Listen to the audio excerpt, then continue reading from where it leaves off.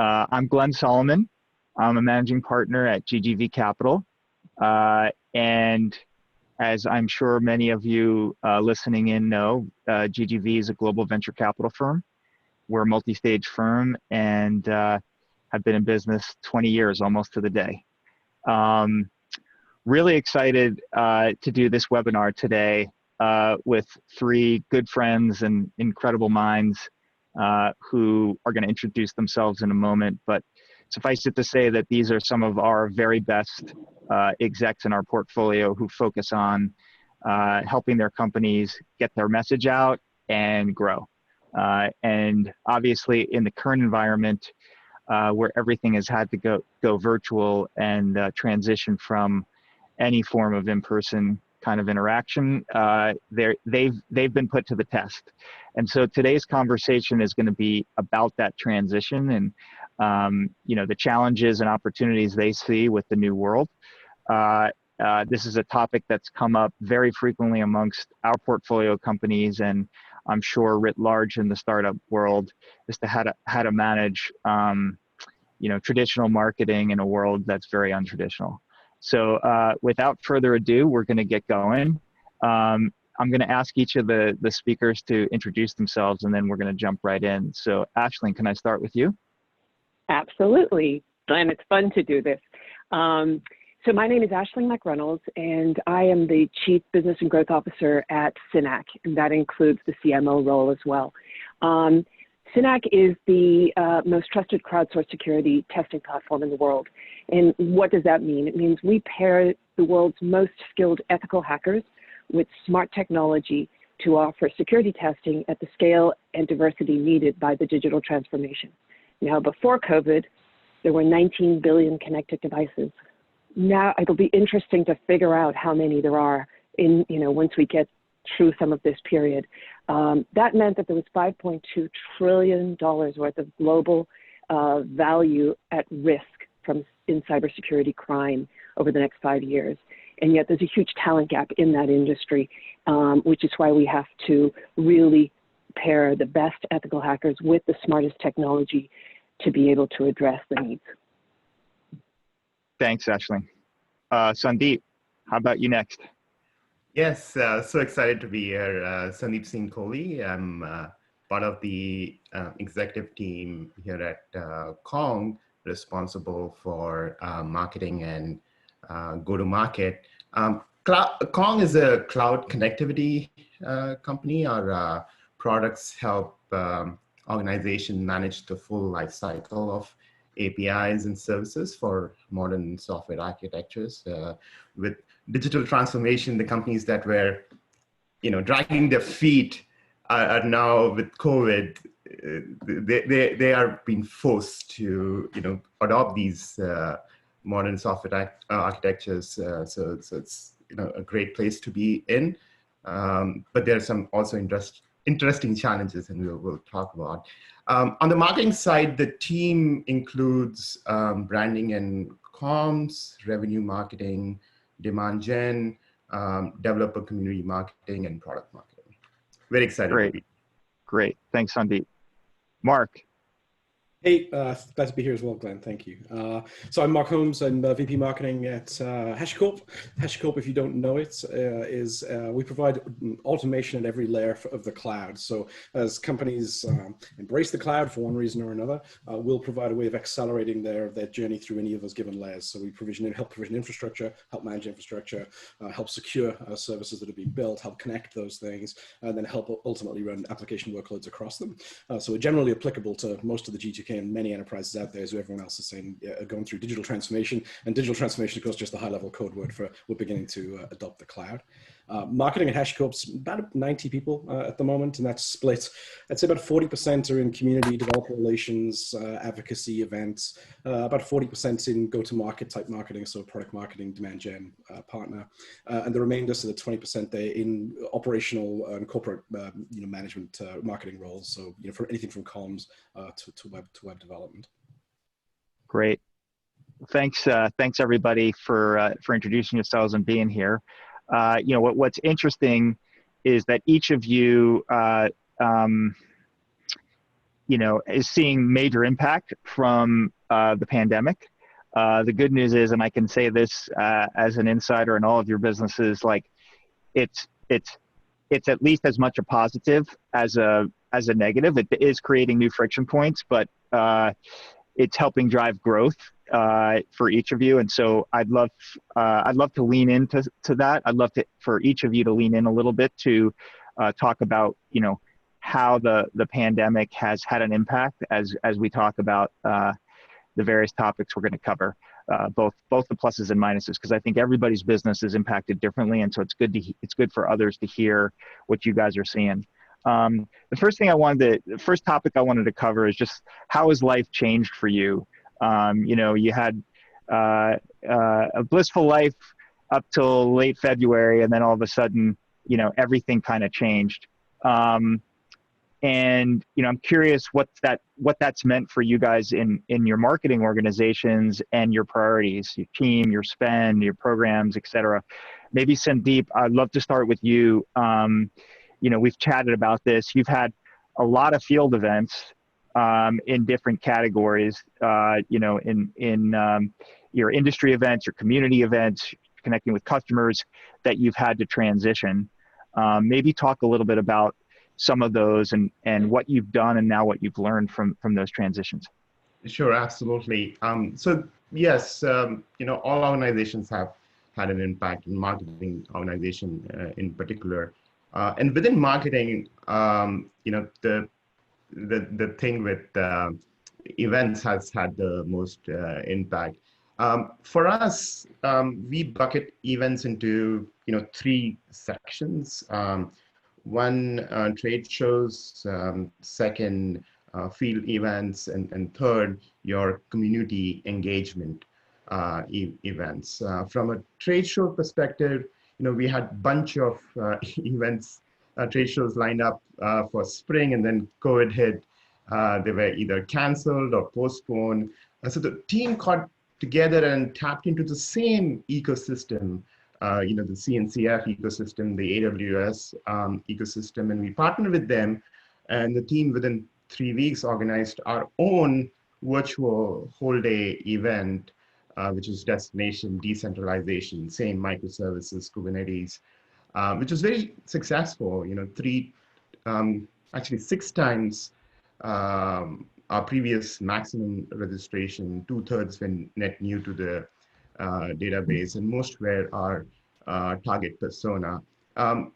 We still have to wait for the second order data, but the leading indicators have been great, and we continued and made destination, in fact, a series. And last week we had destination automation. HashiCorp, Marc Holmes was one of the partners that joined us there as well. And briefly on the other 2 buckets of events, on the field events, which, so the trade shows top of the funnel, right? The field events are a lot more focused on the territory, deal acceleration, right?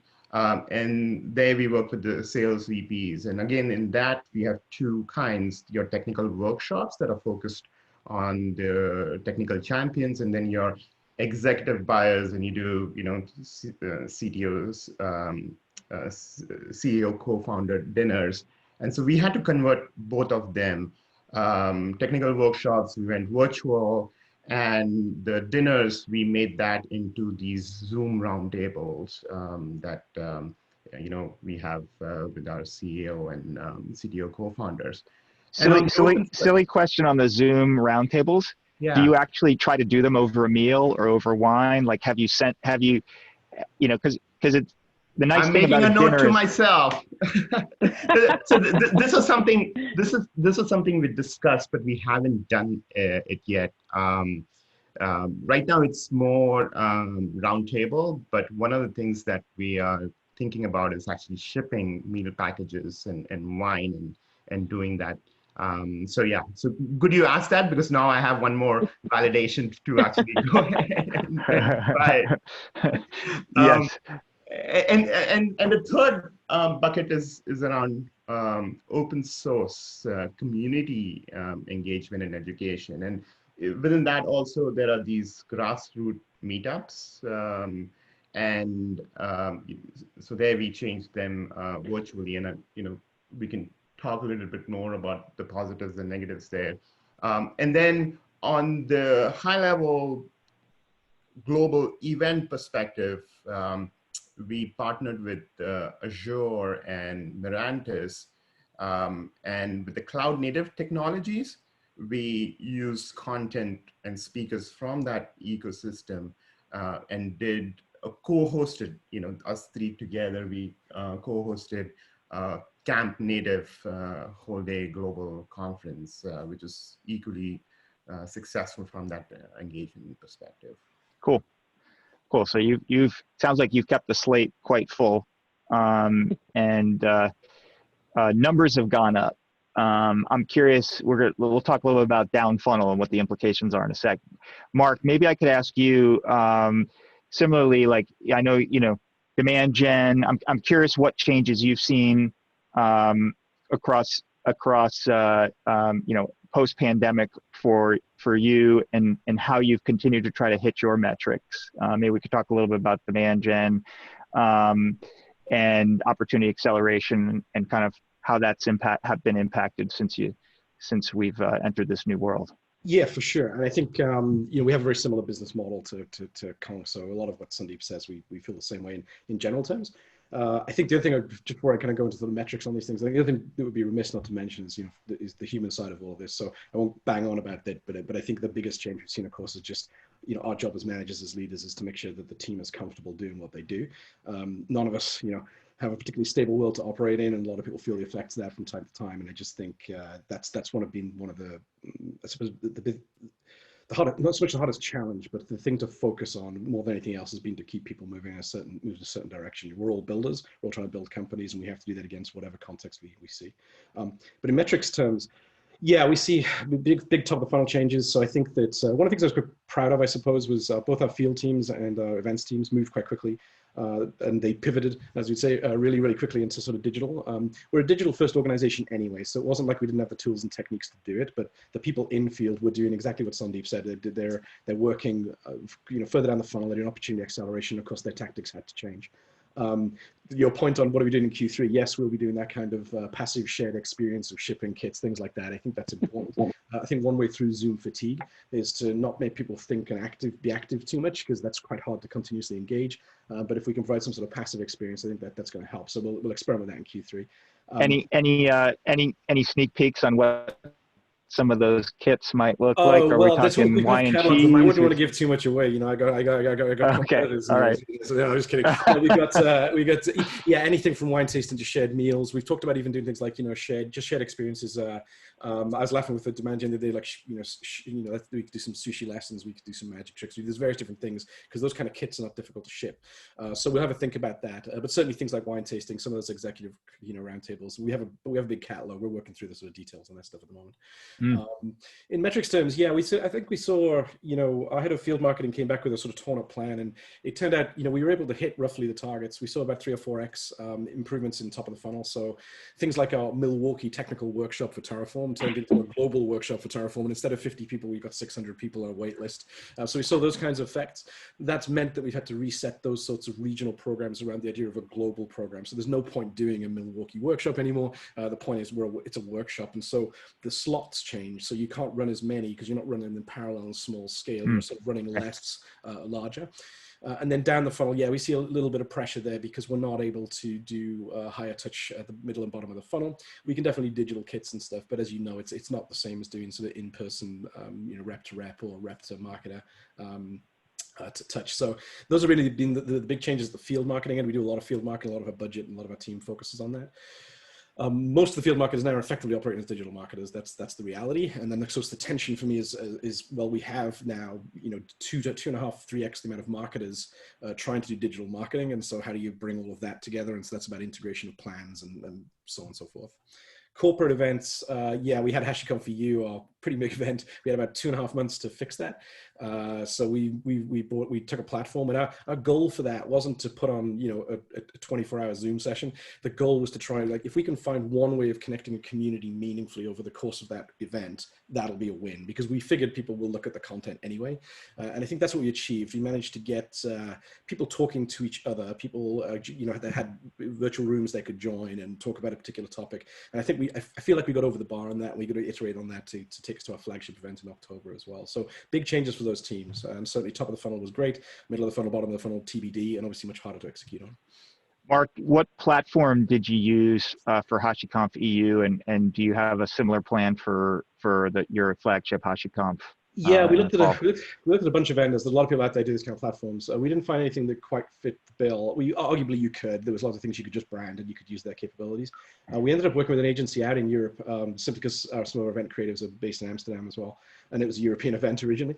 And they have a custom platform. So it's a platform that's built on top of one of the clouds, and then they've customized that. So I'm happy to put people, you know, in touch in notes afterwards with who they are, but it was built out. So it's not something you just pick up off the shelf. I'm sure they'll be happy to do kind of, you know. Yeah, there's been an explosion in startups focused on this use case, as you can imagine. Some of them ride on top of Zoom. Some of them, you know, have their own underlying technology that they use. But you know, and Zoom itself continues to innovate in this area. But it's not easy when you have thousands of people as opposed to, you know, tens or hundreds. I think that's the difference. I think that's what we see on those platforms. Is you're looking for two things. You're looking for quality of service as a broadcaster and thinking about what the production mechanics are for that. And that's different to simply saying, okay, good quality Zoom session.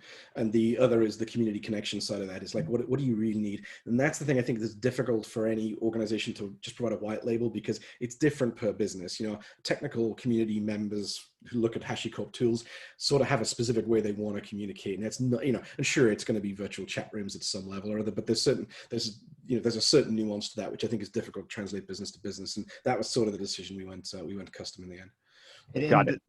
There are two other, and I'd love to, you know, hear from Mark offline on some of the learnings there, because as we're thinking through the Kong Summit later this year, the other two requirements that we are seeing that it's not just coming out of box really easily is, you know, how do we do breakouts? How do we do demo booths kind of an experience? And that's one, you know, the third bucket. And the fourth bucket is around analytics, because right now, any data that you have to collect, all these tools give you a bunch of like log files, but you have to go through those and do your data analysis, which takes, you know, days and weeks.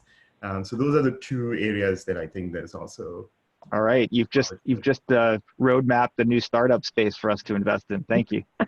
Hey, Aisling, so how about you? You know, one thing I really want you to talk a little bit about what you guys have encountered, and a couple things to highlight. One is you've got, like, your business model is unique in that you have to market, you know, traditional marketing to up funnel prospects and customers, but you also have a community of crowdsourced security professionals that you need to market to, and they have their own set of dynamics. So please talk a little bit about that, and how that you know, that the unique challenges there in a virtual world. And then also you've talked a little bit about, like, how there was a lot of energy, and now, you know, 4 months, 5 months in, where there's fatigue that set in. How are you combating that?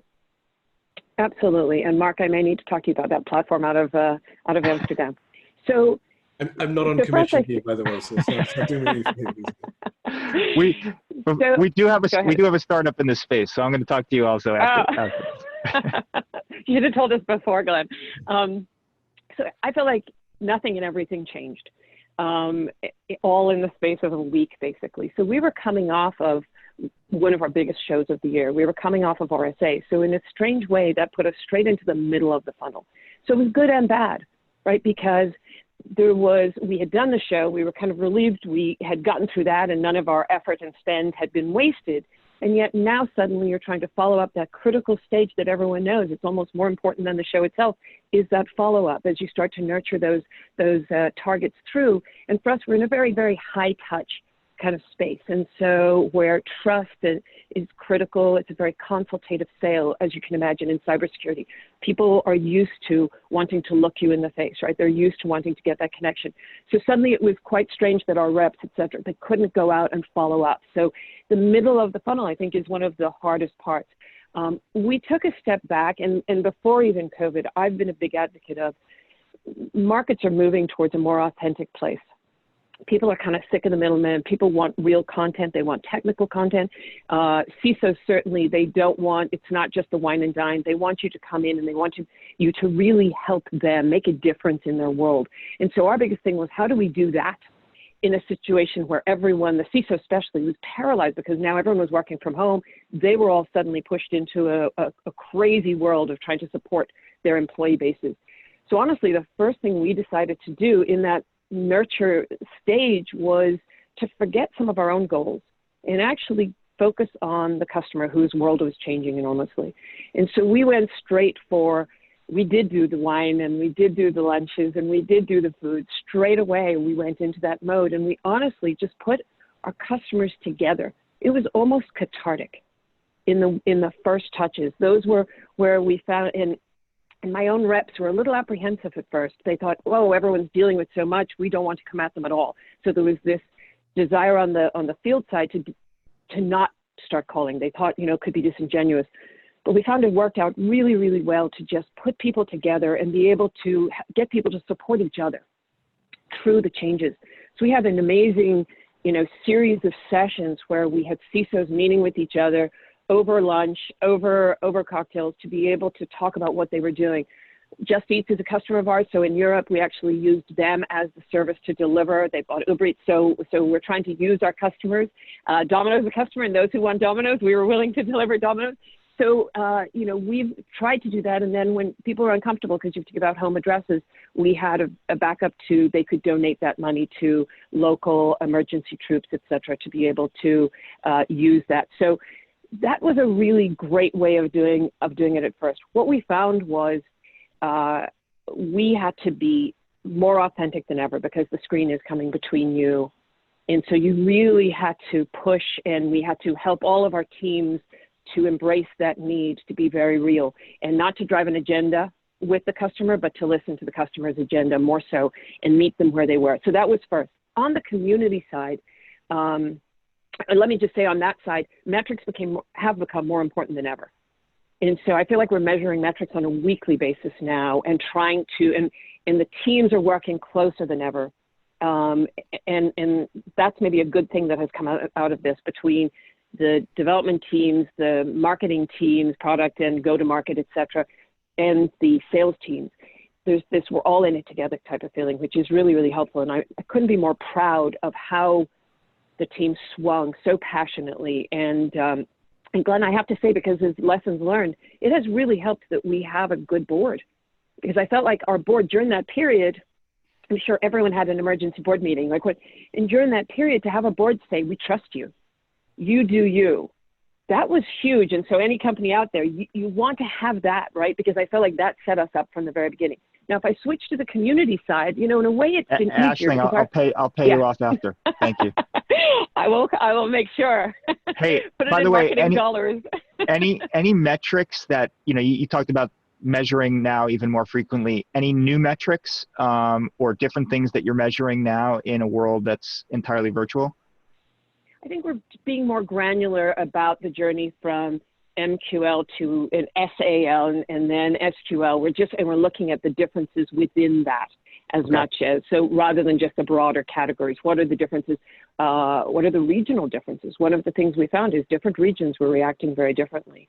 And we also have to respect the regional response. We found Europe very paralyzed very quickly, as was the East Coast.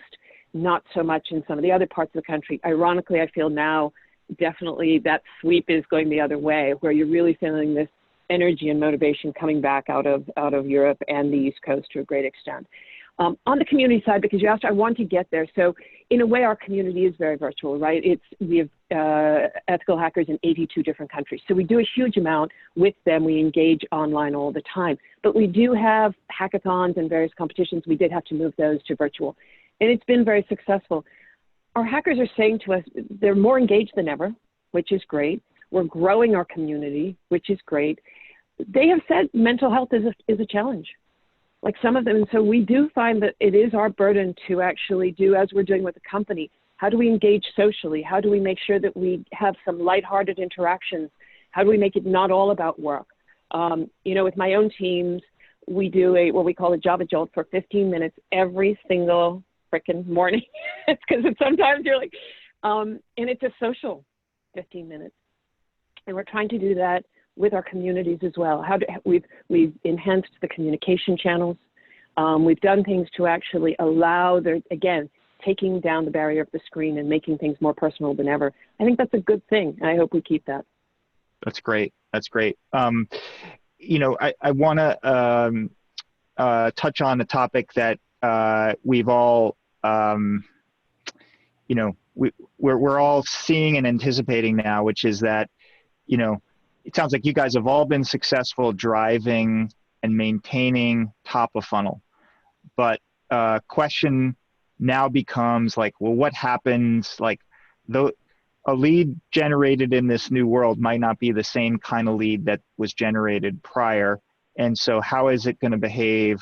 How long is it going to take to engage and move through the process? Is it going to convert at the same rate? Really curious kind of what you guys are seeing there. Maybe Sandeep, can I ask you to chime in on that topic? Sure, absolutely. Yeah, you know, there's a very interesting dichotomy that we're seeing. When the intent is pretty high, and the buying community tends to become smaller, things are actually moving really fast. But on the other hand, when there is low intent and there's high behavior match, which, you know, for example, you know, a technical champion who fits our bill, previously we just need to identify that and then go sell, right?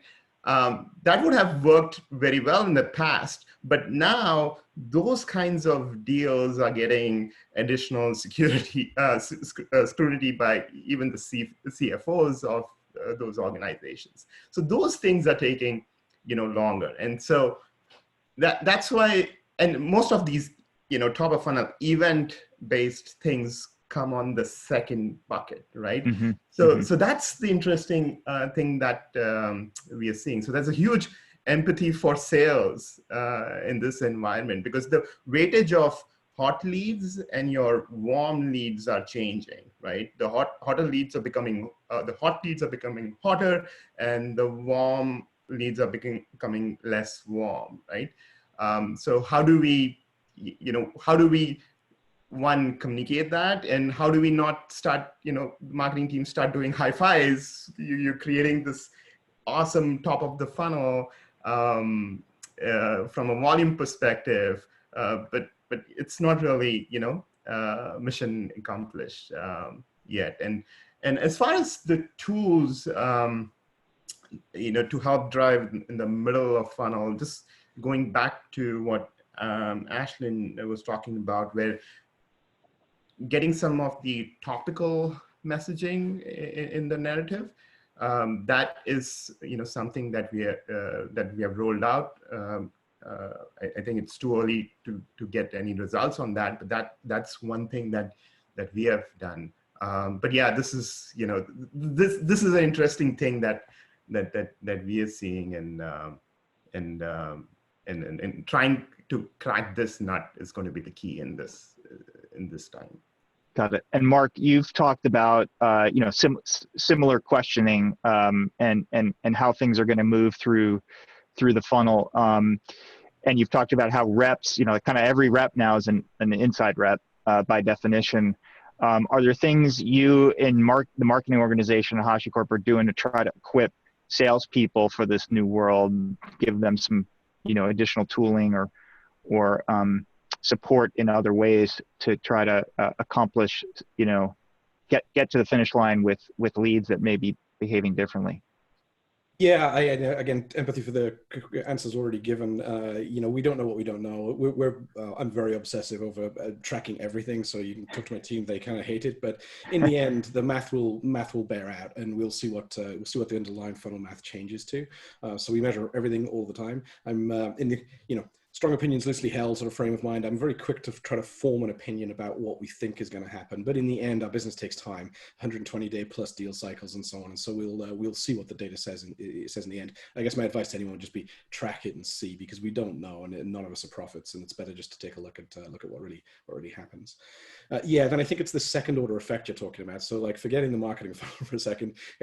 Yes, and you're right. The tire kickers have become more tire kickery than they were before. Even the people who want to buy, the CIOs have had their budgets cut, so it's not even within the domain anymore necessary to purchase. So all of that stuff is up for grabs in terms of whether that slows down or speeds up, or to what extent on either. But it's the second order effects. Your whole sales team is now inside. So do you really have the bill of materials necessary to help those folk along? Have any of them done it before? I think you also get second order effects on things like the fog of communication. HashiCorp, for anyone who knows it, has a lot of products.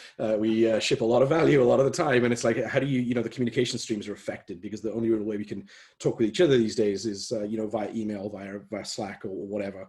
And so sometimes you lack the nuance of an in-person conversation, particularly just to stack rank priorities and things like that. So I think all of that stuff represents some kind of second order fog. So it's on us really to go think about what the next level of process is as we move, quarter to quarter.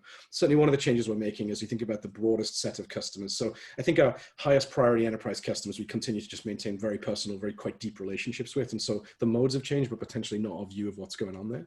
But for the rest of the market, it's about a more nuanced setup up front. What does it really mean to start to begin to prosecute a deal from the first piece of interest, through to fairly deep in the deal cycle? And we probably don't have that. That isn't what we set up with. We expected reps to go talk to people in a pretty straightforward way. Now we can't necessarily do that. And so looking at a more complicated prosecution of effectively what you'd consider the MQL to the opportunity stage is probably the main thing to look at. Is like, well, how do you really talk to those people? Are they really ready for it? What's the best resources we can put in front of those folk? Customer success mentality from the off, I guess. And so I think we got work to do there. It's again, we don't have a magic bullet for that. I just think it becomes a set of second order that, as Sandeep says, while you're busy high-fiving the fact you got a bunch of demand in, I don't think that's necessarily the game. There's a whole bunch of other things to do. Is there Mark, sorry, go ahead, Aisling. I was just going to say, we find the same. I mean, I think there's the customers we've done business with and trust us, and there's the approach you need for them. And then there's the ones we've met before, and we're trying to, and I think that's a strategy, and that you need to have messaging and a nurture cycle for. And then there's the ones we've never met, the ones we're meeting, picking up for the first time. I think there's a lot of unknown there. But on that middle category and the second and third category, definitely my reps, now the ISRs and all of these guys are finding the message has to be shorter. They have to be better at it. It has to be quicker. People are ADD, they don't have time. So I think the burden is on all of us to support the field with tighter messaging, and the nurture sequences have to be probably more steps, but better, more creative steps. So if a nurture sequence was 8 steps, it's probably going to be 12, but they better be good. There better be creativity in there, and they better be concise. So it definitely is putting the burden on all of us, because the reps are saying it's very hard for them to read reactions. That was something they got when they were in a room. They could figure out a response. They could read an emotion. Much harder here. And so we have to better prepare them, I think, with the if this, then that, and places to go. And they have to take down their own boundaries. I went out to my reps and asked a lot of them how they're doing. And one guy said, I always wear my baseball cap, they're digging deep for new ways to make that connection. But the message has to be concise, and the nurture sequence has to modify. I think that's a great point, actually, on the inside stuff. There are 2 issues with inside. One is that a lot of the reps you hire are not inside sellers. And so inside sellers will have a different way of thinking about things. And so can outside sellers cope with inside type sales is one thing. And then, to talk about tighter messaging, I said, well, we have a complicated value proposition. And so it's not actually well suited to inside. If it was well suited to inside, we do inside. So, and so that's also a challenge. And so, yes, all the marketing has to change to map to that for sure. I completely agree. You find usually these are areas, sorry, Glenn, I was going to say, don't you find these are areas, ISRs and SDRs, these are guys you put in a bullpen usually, right? These are guys who feed off of each other. And that's a little bit of burden on us. And that gets to your issue, Glenn, when you asked about keeping motivation high across the teams, the marketing team and these sales teams who now don't have the energy of each other to feed off. For our ISRs, that's where the metrics become really important, and running daily boards and daily, games and stuff. Gamify everything, if you will. On our community, we just launched a new Acropolis, which is, a recognition and gamified portal, basically, to allow them to really feel that benefit of their success. That is awesome. I want to pick up on that in a second. But we had a question from the audience about whether there's a new stack of tools that are finding their way into your organization, or things you wish you had that you didn't have in the old world that you need now, that might make your job better and easier. Any thoughts or comments there that anyone want to chime in on? We haven't, it's a great question. We haven't fundamentally changed anything, but then I think that depends on how you were doing your marketing before. So if you consider our underlying stack is what you'd expect. We have a marketing automation platform, customer success automation platform, and a sales platform. So those things themselves are just going to be, truisms throughout. And we have a whole bunch of satellite systems attached to that. Because we're digital first anyway, I would say that most of the things we needed to do any of this work were already there. We've probably started leveraging some of them a little more than we have others, and we've probably increased licenses in some than we have in others, but I don't think anything's typically changed. We have a sort of webinar vendor that we've just, asked to accelerate our use of, and that kind of thing. One of the things I would say that the larger impact has been, because marketers aren't all completely different, we definitely have a whole bunch of marketers who are simply not used to things like marketing automation because it's not their skill set. And that's actually not really why they were hired in the first place, who have to skill up and look at those things. And so I would say that the tension was more like, do we have enough operators on those systems to maintain the cohesion of them as we begin to overload them a little bit? So if you can imagine, maybe if you're running X Marketo programs, we're probably running like 2X Marketo program equivalents and expecting 2.5X more people to put their hands on the system. That can break really, really quickly. So we've been more sensitive to that. So, certain field marketers just did not know how to use these things. We've tried to lift some of the burden and tried to provide better guidelines for them. But the tools themselves, I think it's a pretty typical marketing stack. But then, no company's typical. So that depends what typical means to you. I think 6 months from now, Mark, it won't be. Go ahead, Sandeep. Aisling, go ahead. I was just going to say, I think 6 months from now, that will be a very different answer. I think we all went out and we did, what we were doing and took it in the best way possible to a virtual world. But I know now I'm looking at all of those tools because we're looking for what's going to help with that next generation of adrenaline, et cetera. What's going to keep us being creative. So I think 6 months from now, you'll see that answer is very different. Wish we could answer it now. Sorry. I agree. This is where the whole thing about looking inwards on what tools you have and getting the most out of those has been the key for us to both Aisling and Marc's point. And just to extend Marc's point on the consumption of that data. Now the consumption of that data is increased and the diversity of who's consuming that data has increased. And so the new thing that we are seeing is how do we present this data in a readable format for people that are not used to reading that data, right? And at this point, we're not looking at new tools for that, but that's the thing on self-service of that data, because you can't just have the same marketing ops or the sales ops person creating reports and lists for now these new constituents. So that is a big thing and change that we are seeing. So there's another question that came in from the audience that's kind of, I think, a natural place for us to go next, which is in community is important to all of your businesses, right? So we think about community marketing means different things to different business models, but it could mean just up funnel. It could mean you have a constituent that is not part of the buying journey that you're trying to market to as well, that influences or strengthens your business in some way. Or like Aisling in your case, provides a needed service on the platform. But the question is around can you build community in the current environment, or are you just sort of trying to hold on to what you got? Or can you continue to build? And so maybe Aisling, let me start with you on that question. Sure. Any thoughts there? And I'd love for you to chat a little bit about this gamification concept and what you're seeing there and how it interplays with this question. Absolutely. massive building period of time for us, because you have to think that some of our hackers are full-time hackers, especially in other countries, et cetera. But a lot of the US and Europeans have a day job and then they hack in the evenings. Now they're at their screen more than they ever were before. So the amount of time spent hacking has gone up. Of course, the amount of attacks are gone up as well, because the bad guys are home as well, right? So we're seeing that it's a huge period of time. We actually have a fast track that we have added in order to be able to move, because we have a very intensive screening period to bring people into our community. So you can't just sign up, you have to go through a lot of ethics and skills testing. And so we actually have put into place a fast track in order to bring some of these guys on who have been hacking out there for a long time, because they're looking for new areas to be able to focus their time and skills, et cetera. So huge period of growth for us. We are really driving diversity.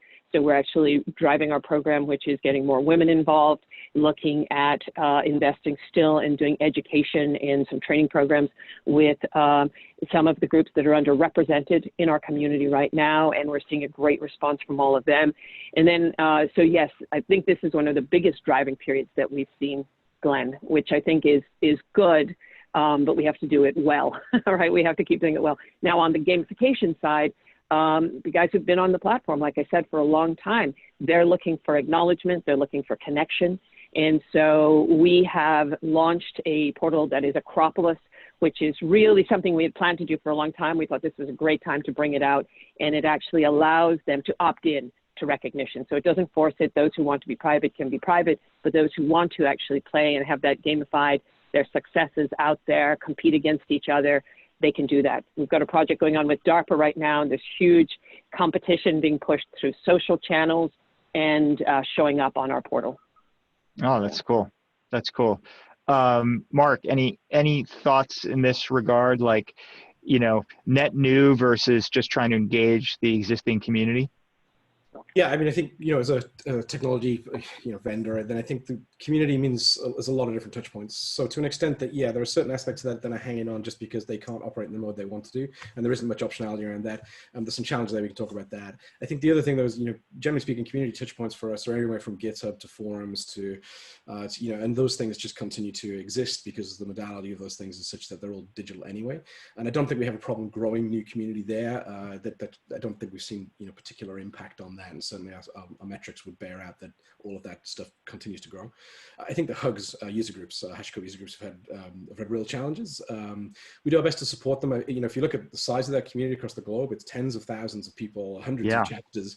And so, you know, the problem with user groups, if you've ever been to one, is, you know, that they're enthusiasts, but it's an option. You know, it takes an extraordinary amount of energy to build one of those groups. And then as a practitioner, that's an after hours thing. So it's after you've been to work, it's on your way home. And so of course, not all of those patterns are completely disrupted.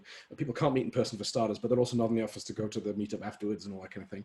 So we've done our best to support those folk with what we can, so help them stream. They don't have access to streaming equipment, so we can do those things. We've helped people through, you know, broadcast over YouTube, things like that. So we continue to work those things. I don't think in the end, you know, I think the ones that were already passionate and are going to continue to work, will always continue to work in the end. Certainly, it probably sounds the challenges for those groups that weren't necessarily going to be successful in the first place. You know, there's a lot of user groups come and go. A lot of people try and don't necessarily work out. So I think that there's that aspect of community. The other thing is we talked about events up front. We've seen the changes there. And then developer advocacy, that's another challenge internally. Developer advocates are used to being in person in front of communities. We actually metric our DAs against how many customer minutes they effectively build over a period of time.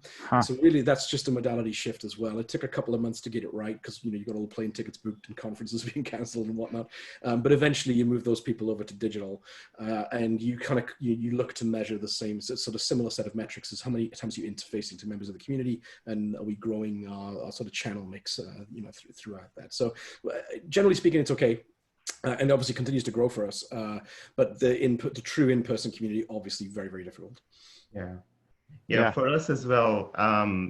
You know, I look at community engagement and marketing in like two buckets, right? There's one bucket of organic, which I think is continuing. And that's where, you know, you build great products. You have people who want to engage with those products, and you provide a platform for them to do that. In fact, I'm seeing some peer companies that were not traditionally community-based. They are adopting these new platforms like Bevy and others to do that, right?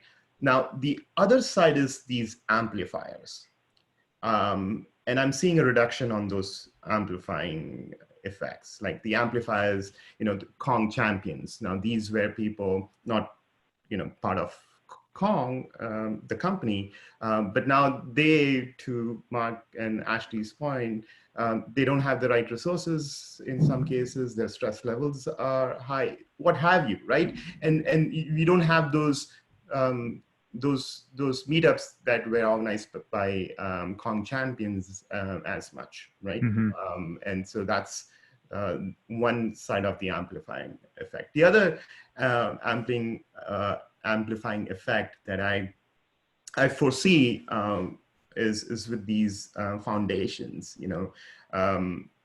Potentially these foundations are going to get, at least in the short term, reduced company sponsorships, less event sponsorships. And so there's going to be some ripple effect there. And so I foresee, at least in the short term, some amplification by these kinds of vehicles to be a little bit reduced. So that's kind of, the interesting dynamic that we'll need to look at, and how do we engage with this organic growth and add new ways of amplification as we wait for things on the old amplifications to come back to the normal state. Okay. We had Glenn,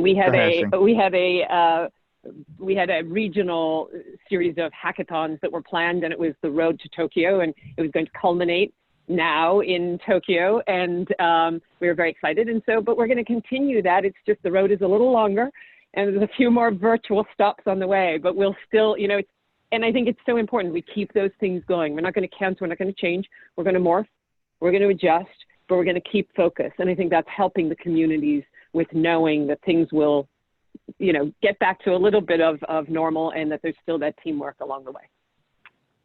Got it. Okay. So we got another question that came in that I think would be a good place for us to go next, which is like, Mark, you mentioned just now, like, hey, we had to cancel a whole bunch of plane tickets, and obviously there's a bunch of traditional spend that isn't happening now. It probably makes your CEOs. Mark. Be careful, yeah, he's going to take your money. It makes your CEOs kind of happy.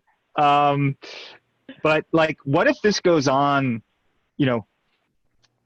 I guess there's a question about what if this goes on for another year? Like, the vaccine we're all hoping for maybe is less effective, or doesn't get approved, or doesn't come. And we're having this webinar again in a year. Do you think, like, has this permanently changed the way marketing organizations and growth is going to occur in technology companies for the future?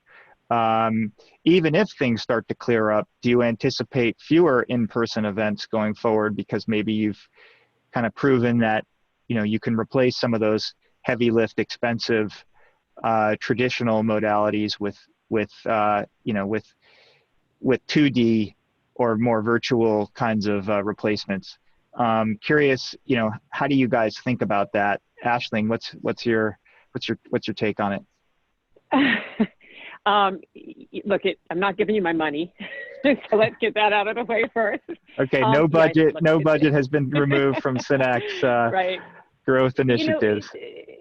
There was an element of FOMO that I think we've all had to live with in marketing, where FOMO, a fear of missing out, right? And so some of the things we did was because you kind of felt you had to do them.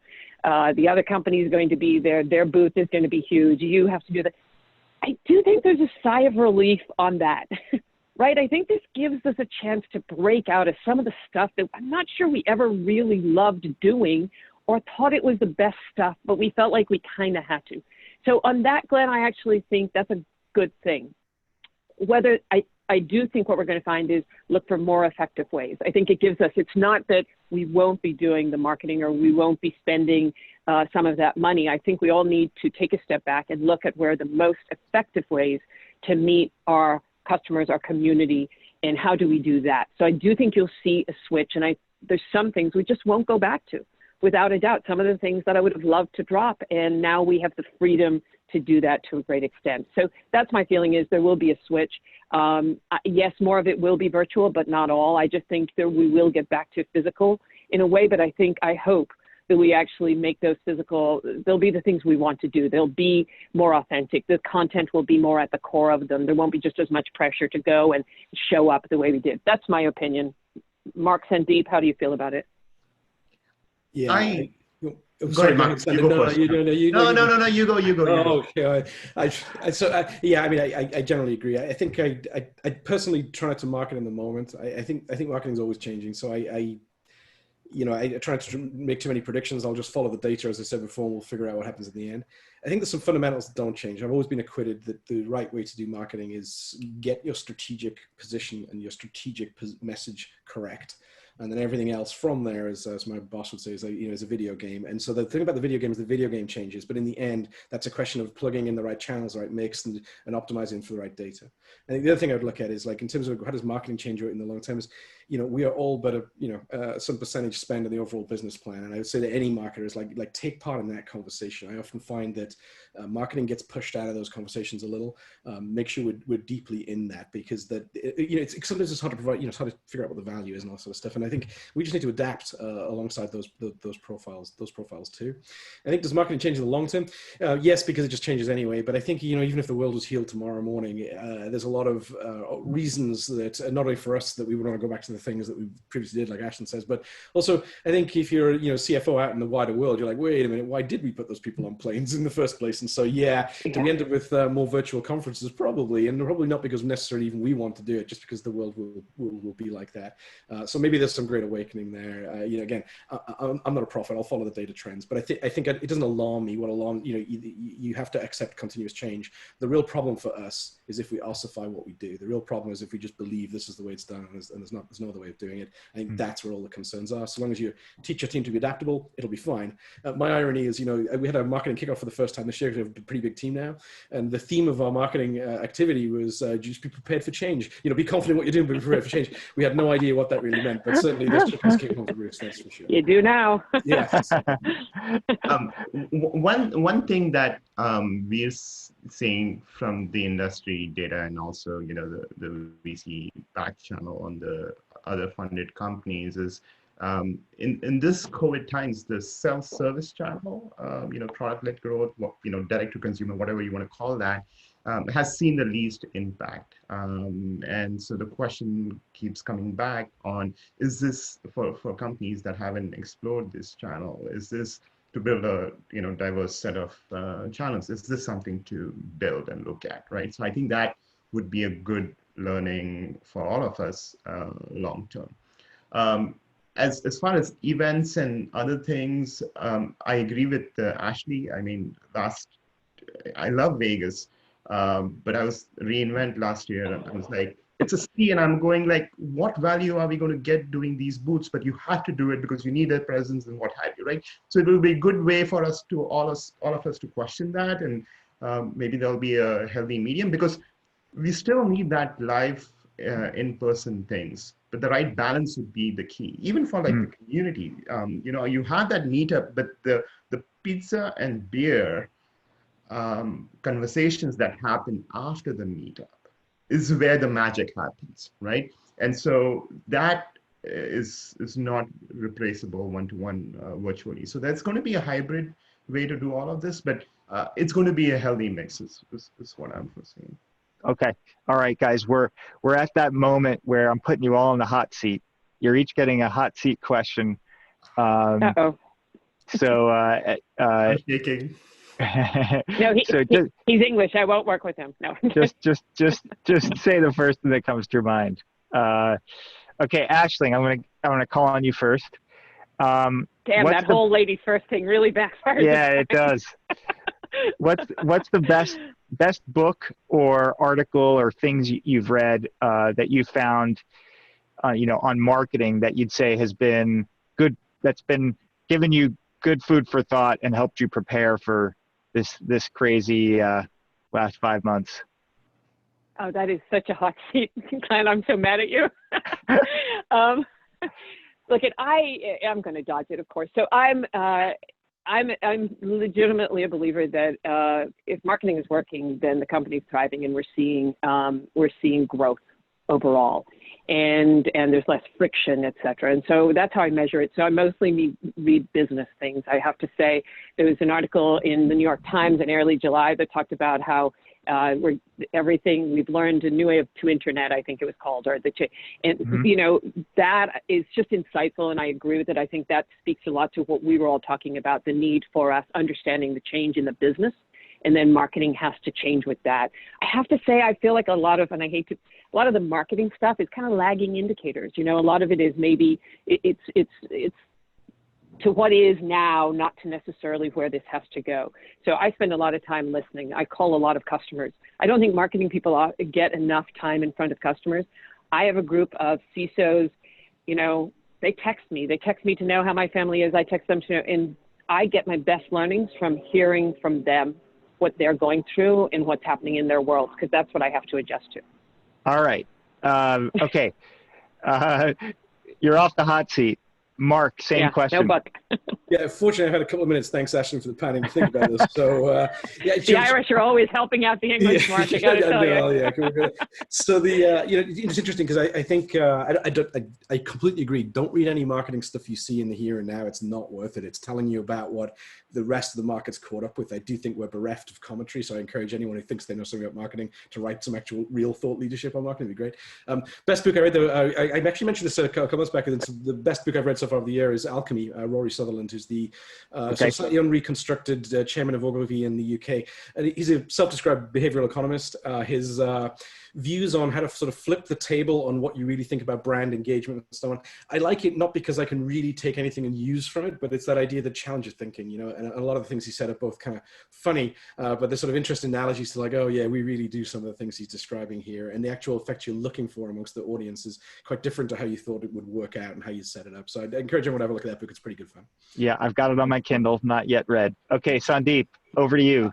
Yeah, so again, during these times, it's not to go back and, you know, read marketing or sales books, but actually start looking inwards from my mindset on, because we need to innovate, we need to do something new. And so I've actually gone back and reread, you know, the hard things about hard things. Oh, yeah.